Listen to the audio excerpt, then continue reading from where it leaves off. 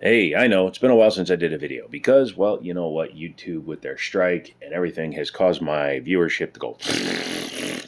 But we're going to build that back up. And that's where you guys come in. Don't forget to get subscribed, buy some stuff from the store, which is somewhere down there, and check out all the videos as they come up. Yes, I'm e-begging in the beginning. Why? Because YouTube decided to castrate me. And now I got to fight my way back up. But save the Jiminy show. Give me a thumbs up and share it with your buddies. Now that we got the e-bagging out of the way, how you doing? For those of you that don't know, I do firearms content. I do a lot of my couch top reviews, as I like to call them. I don't do as much range shooting as I should, mainly because I get one real day off a week now since I took a full-time job, and it's making it difficult to get the energy to go out and do that. Also, I had to buy a new tripod and mount for my phone because, you know, I had the old ones for years and they finally broke. But excuses aside, we'll get back out there. Let's take a look at what we have in here. This one came via Middletown Firearms. If you are in the area and you want to come check it out, cool. Come say hi to me. Cool. Leave a comment. Cool. Eat a cool salad. Cool. And inside this case, I wanted to say cool again. My brain does that. We have Sig's newest entry into the Legion and 320 lineup. This is the Sig P320 AXG Pro Comped Legion, or I think it's Legion Comp.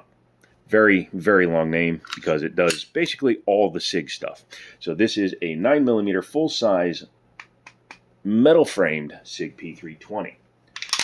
I've had the regular Legion. I loved it. This guy might make it into the rotation. I haven't fully decided yet. Probably will. But this one is slightly different from those, and we'll take a look at that after we take a look at the box. Inside there, because it's a Legion, you get 3 mags. This time they gave you the 20 rounders, because one thing that a lot of people don't realize is this mag well stops regular mags from seating. The standard Sig mags with the square base pads will not fit in there. So you need the 21 rounders if you want to run aftermarket mags, or you have to file down the front of your magazine. No big deal. Because it's a Legion, you do get the offer inside here to get the coin, which is part of the Legion series stuff. You get your normal bump, little safe sticker. I don't put stickers on my safes. Sorry. I prefer a clean look. You get your foam padding, all that good stuff. Gun lock underneath there. Nothing up here because that one... Oh, no, it's not. It used to be glued in. Oh, yeah, it is. Yeah, very nice. By the way, I don't know, maybe talking to Dan Wesson, 321 round mags. Extra mags help, guys, when you're trying to get over a grind. In terms of pricing, they have an MSRP of $13.95, or actually a MAP price of $13.95. MAP price, for those of you that don't know, is minimum asking price. When a manufacturer sends out their items to distributors or sells them to distributors, they want a minimum price put on them because you don't want to devalue a brand by selling these for $600. Yeah, you'll sell all of them, but then it becomes a $600 gun. And what are we? Glock? Flame me in the comments.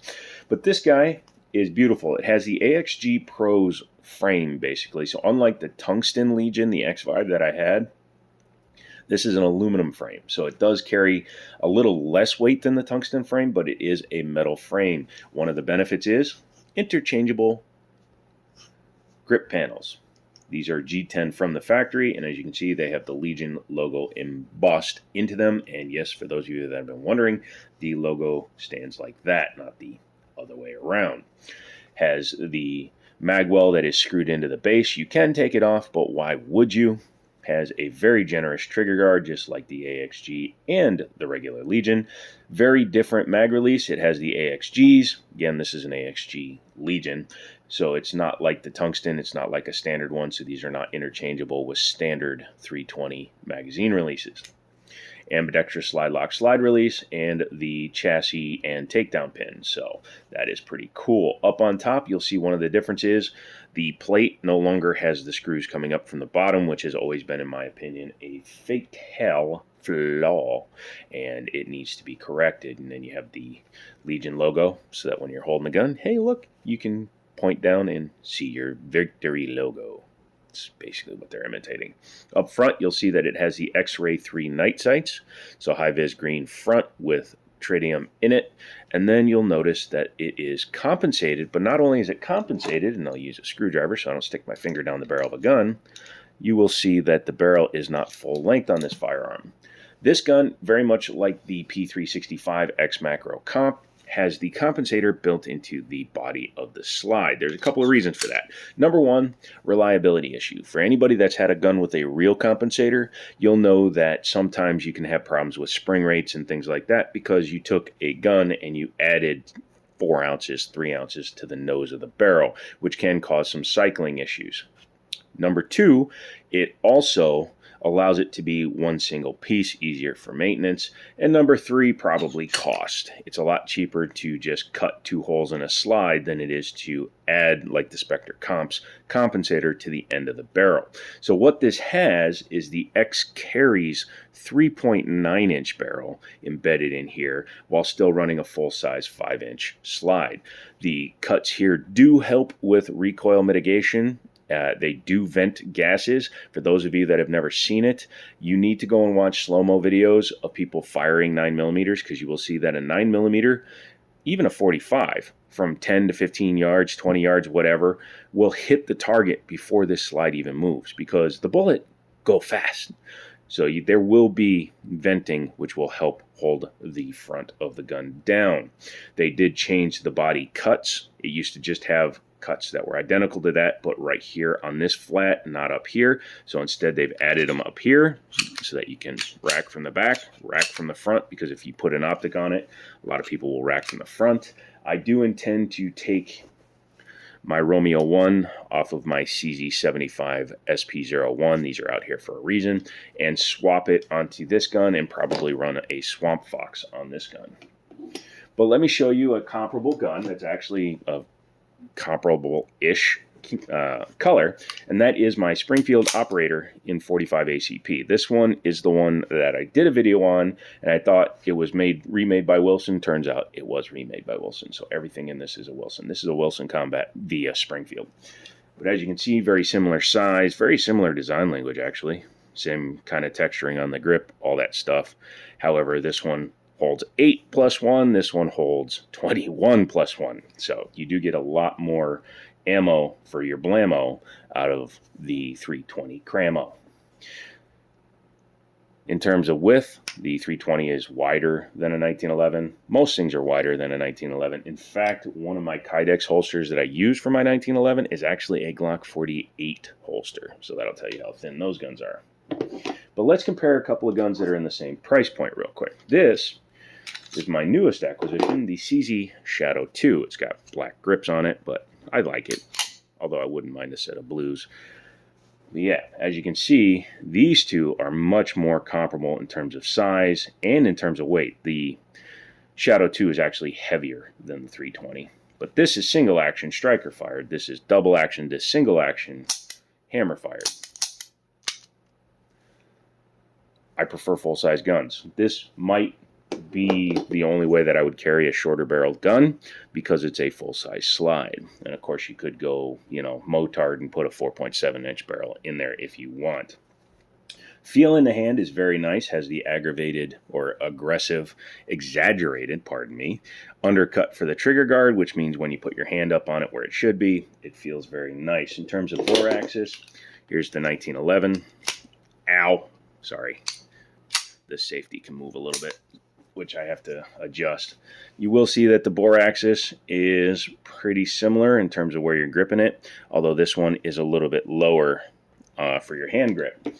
Compared to a gun like the CZ, top of barrel to back of the beaver tail is about the same. Obviously, this has the implied lower bore axis because of the inverted frame rails. The material feels really nice on the grips. It's very grabby, being the G10 material. And then it has front strap checkering, which does help. It's not aggressive, and it should have come all the way down, in my opinion. And then the rear is also a piece of G10 that's pushed into there. You take off the mag well, and then you can slide that out and change that or replace it if it gets damaged. Yeah, overall feels really good. A little bit of checkering on the front of the trigger guard. I haven't decided whether or not to buy it, so I'm not taking the sticker off. The front is traditional pick rail, and I know you guys are going to go, oh my god, $1,300 gun, $80 light, but here you go. You can easily snap on something like an Olight. This is one I picked up cheap at the store, whatever. And there you go. So there's your home defense firearm. Want me to make you cringe even more? Here, look, I'll put it on a $3,000 1911, a $1,200 CZ Shadow 2, and a $1,000 SP01. Technically $1,200 with that optic, 13 actually. So yeah, there you go. If you're cringing, put cringe in the comments. Let's get back to this. Trigger pull, not bad. It's got the X trigger in it, so it's flat faced and it's lightened, and it has the lighter pull on it. This one comes in at about 3.5 to 4 pounds on my gauge, but I do need to get a Lyman gauge. If anybody wants to buy one of those for me, let me know in the comments. But trigger pull is short for the take up, and then spongy but definitive. Reset. All the way back out to the wall. You can see there's still a little bit of take up, and then something about SIGs, they just sound spongy. There's not much you can do about that, but we'll live. We will forgive that. Overall, the feel is nice. It feels just like my Legion. This has a heavier spring in it than my X5 Legion did. That's just par for the course. That's just what's going to happen. But overall, yeah, very nice there. What do you say we take her apart? It's very easy to do. First thing you do, safety check, lock it back. Ow. Ejector got me.